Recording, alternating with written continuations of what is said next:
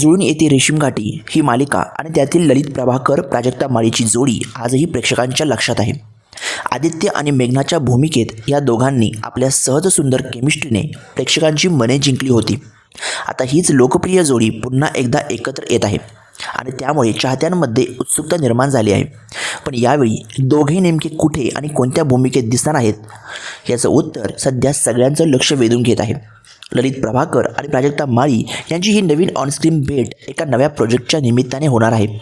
विशेष म्हणजे या दोघांना पुन्हा एकत्र आणताना त्यांची जुनी ओळख कायम ठेवण्यापेक्षा एका नव्या विश्वात आणि नव्या कथेत सादर करण्याचा प्रयत्न करण्यात आला आहे.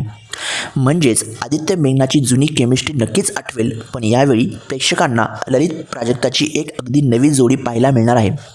या नव्या प्रोजेक्टचं नाव आहे शुभमंगलम जोडी दंगलम. या प्रोजेक्टचं दिग्दर्शन प्रतीक पाटील करत आहेत, तर पटलेखनात ललित प्रभाकर, प्रतीक पाटील आणि इरावती कर्णिक यांचा सहभाग असणार आहे. संवाद इरावती कर्णिक यांचे असणार आहेत. या कथेत प्रेम, गमती-जमती आणि काही अनपेक्षित वळण पाहायला मिळणार असल्याचं सांगितलं जात आहे.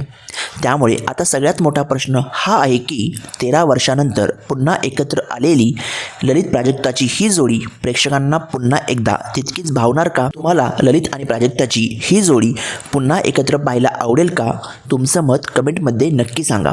आणि अशाच मराठी मनोरंजन विश्वातील ताज्या आणि महत्त्वाच्या बातम्यांसाठी आमच्या चॅनलला सबस्क्राईब करायला विसरू नका.